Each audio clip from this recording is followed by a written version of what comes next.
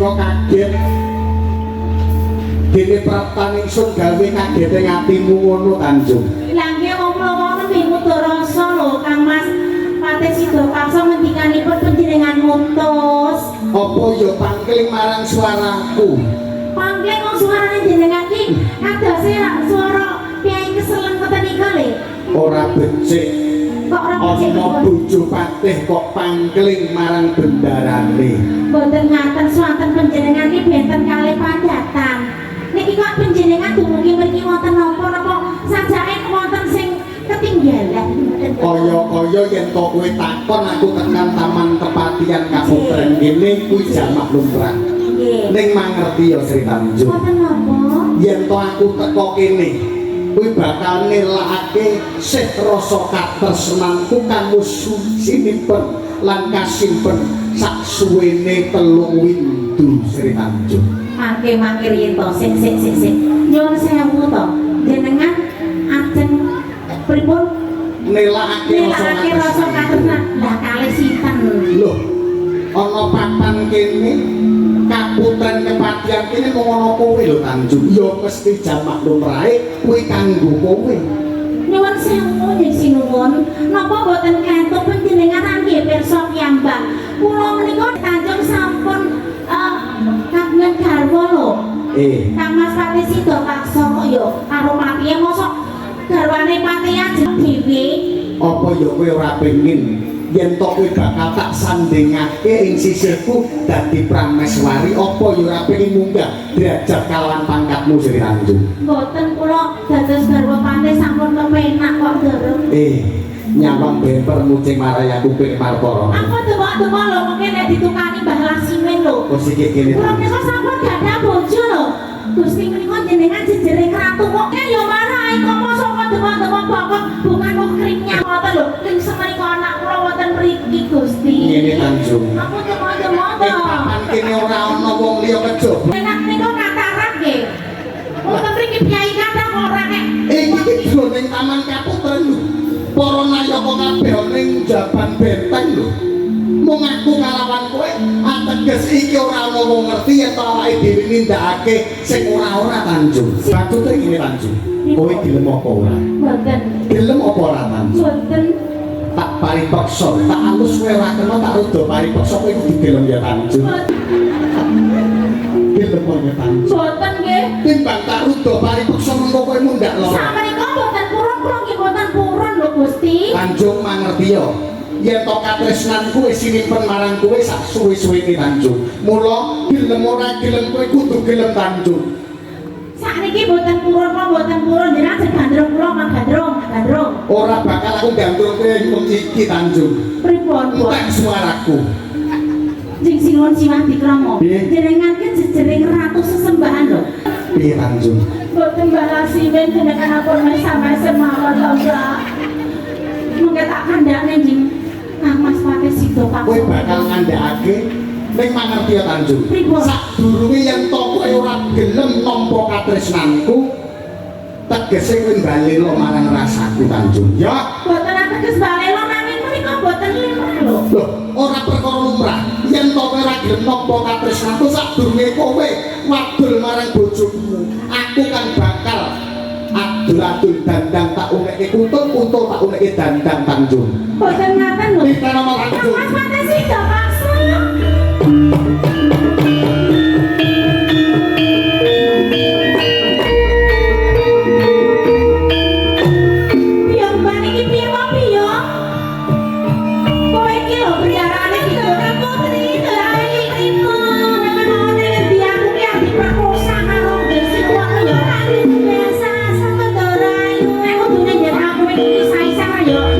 Aku apa jenenge putrine ati goblok ya metu kok piye ta Mas. Sengaja metu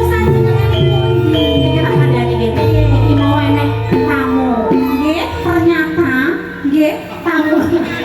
Ora apa-apa ketoprak modern. Tamu niki njing Sinuwun Siwati Krama. Lah aku rak ya piye to wong panjenengan iki arep ngonjak aku ya gelem kan biyong. Silau Hadi Kromo. Siwang kok silau piye mbare ya budhek padha ae. Pundi piyaine pundi? Wes mau minggat nek ndi ora ngerti wong. Iki piye? Jangan yo jenengane purun to jenengan kok aku ora gelem makane dadi muda Indra Putri pripun to? Ora gelem. Yo daripada asal kate.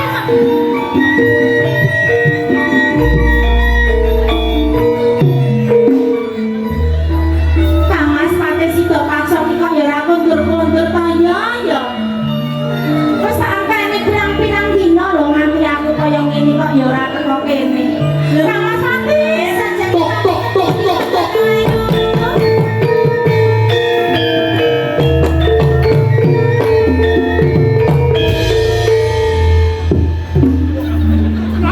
Malah jagongan mayane kowe metu sih. Wis ditakok-takok malah jagongan karo kancane. Sing dari pantai ki sama wis ki. Diceluki mau karo kancane. Bojo. Karo metu. Saiki metu. Bos, yo ku tatanan, Bos. Lah wong serpeke wong muni menah kok kowe arep metu iki. Jare kowe metu. Lah iya tok tok tok tok metu. Metu. Ketoprak apa mie ayam? Tok tok tok tok metu piye? Ketoprak apa mie ayam? Yo ketoprak ono bakul mie ayam yo tok tok metu ngono lho. Otomatis ya. Otomatis. Ndara Putri niku ndara kakung niku. Iya biyong. Lah kok pekok?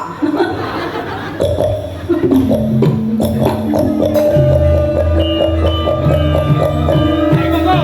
Ndara Apa Putri. saiki? Monggo Kamas pate sida paksa.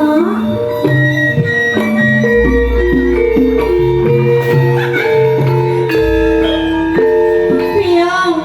Iki kamar saya kok Kamas pate 3 dina lunga bareng mulai lah kok dadi kaya Nur Lela. Iki lek tuku salah terus tangan. Oh, kaya Mas pate sida paksa.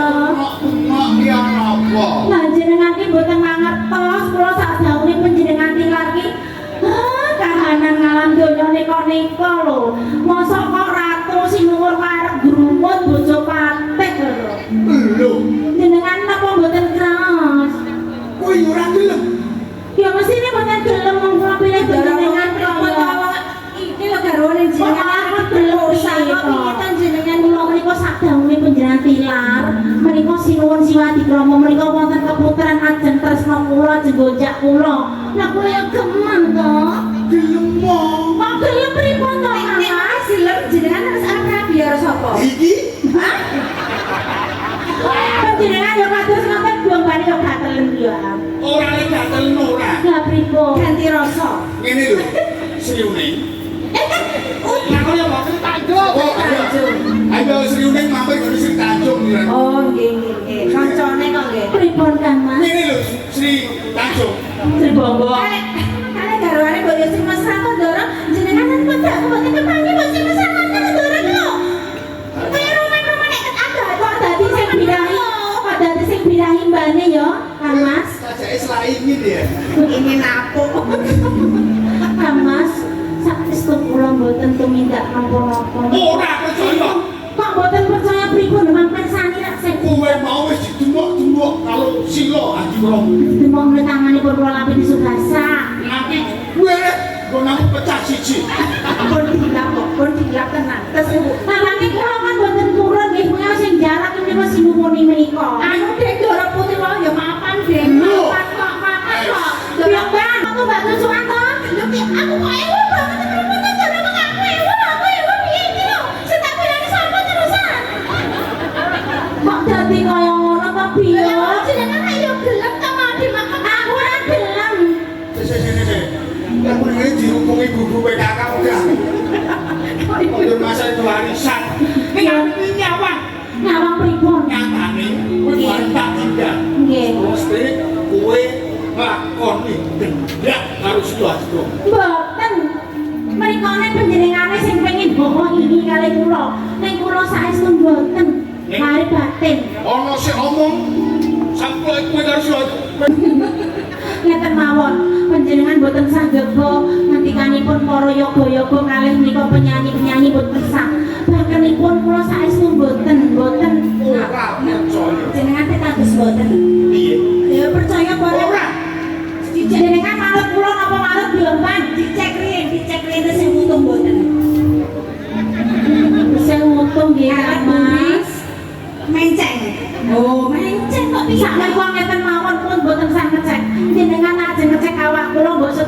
wengi golek ira ketemu gone nggih. Kok ini lari ketemu jebloke banyu ae. Dulu Kena ketemu. udah ketemu.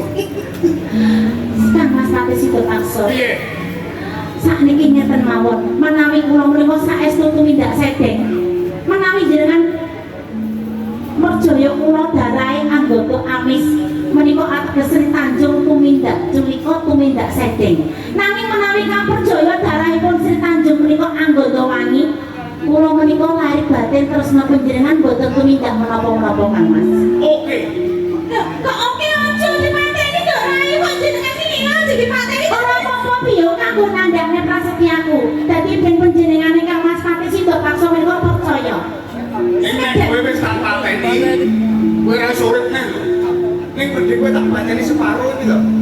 Dipateni ngen pundi nek separo. Yo kene munggah mati kene medun urip.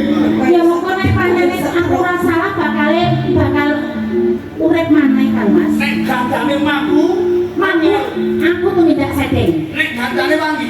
Aku ora tumindak sedeng Kang Mas. Oke. Ini tak besar Mas. Kok tabuh sareng to Dara? Piyamban kuwi kanggo saksi biyong. Kula kesenar kane kaya melu-melu tumbak cucukan. Boten ampun wonten to Dara Putri. Ora kok ngono, iki wis dadi uniku.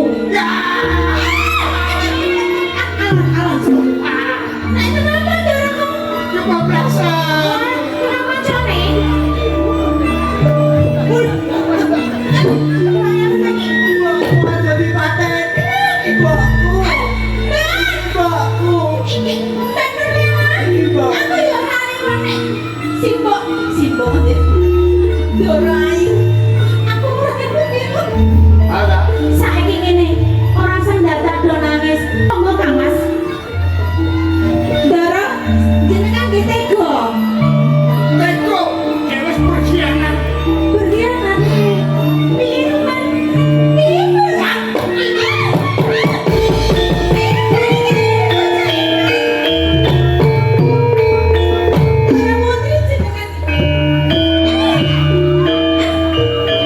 Mati ngadeg ki ora enteng, mati yo lipat.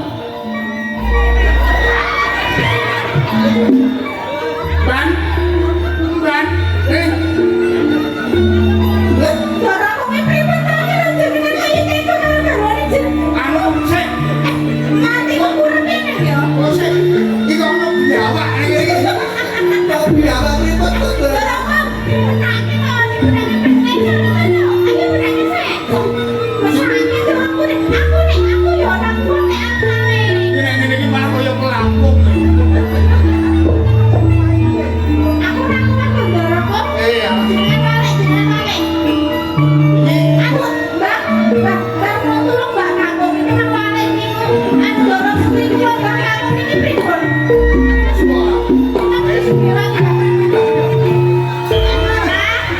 Pripun Dara?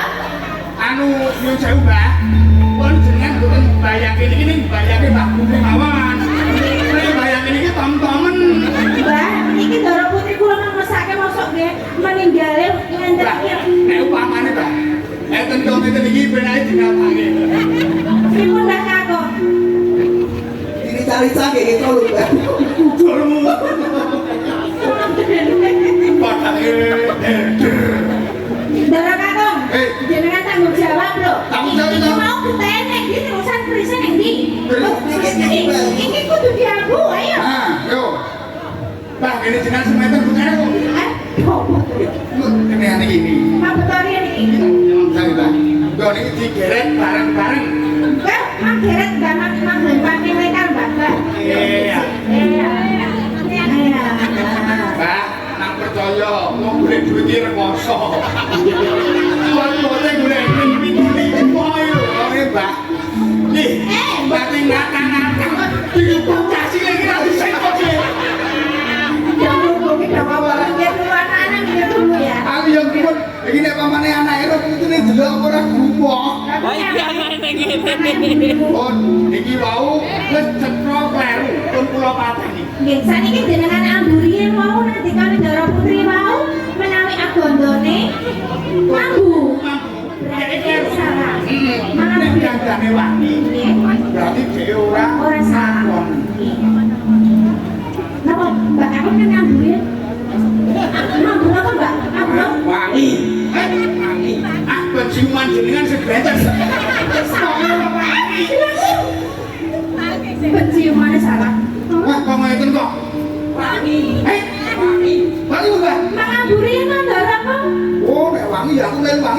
biar kene. Kok lambene mencra-mencre. Wah. Pagi, pagi.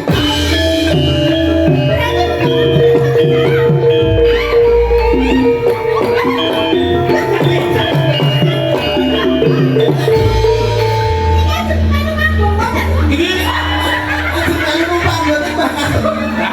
Mbak, kalau ajeng numpak. yo. Wani tongkongan. Ora bayaran ra apa ning jenengan wani kaya kula. Terus, Mbak. Oke, lagi. Oh, si Jose wani. Hah? Berarti Dora Putri boten salah. Ora salah. Terus pripun iki nasibnya Dora Putri banjur meninggal? Ya wis mati bae. Iya, jenengan lho. Pripun dalan iki lho, pripun dalan? Masih noman nyuwun 3 tiang Mas, manur iki. Nek dekene iki mboten kuat. 3 Mas, 3. Anu, Mas Polis mau di Mas Polis. Beri Mas. Apa? Ini ngaku sinuman rapat Mas. Apa? Ngaku derek. Ayo Mas, Mas sing kumpul-kumpul Mas, beri Mas. Mas Polis. Iya tuh loh. Ini anu wanita berbobot. Kok dengan mriko. Gede wong, gede wong. Iki nek wong Mas urusane. Oh.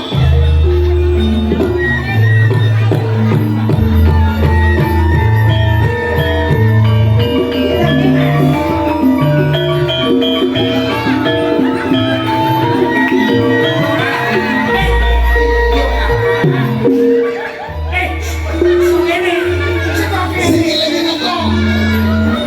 Jangan piye lagi sama orang. Yo. Ya lagi iki kok iki.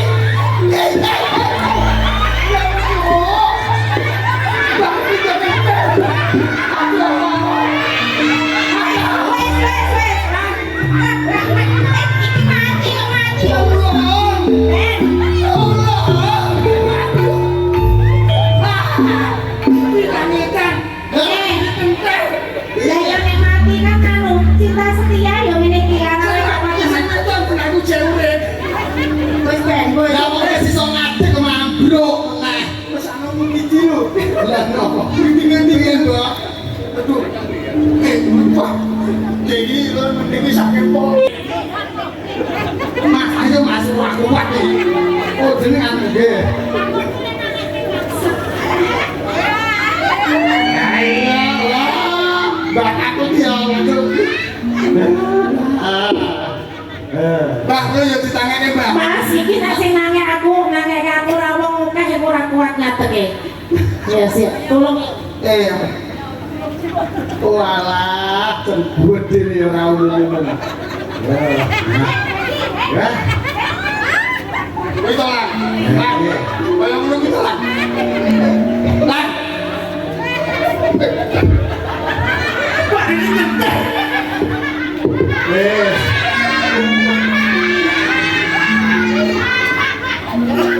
Lakone wis. apa arek ya iso tangi dhewe. Oh, lho.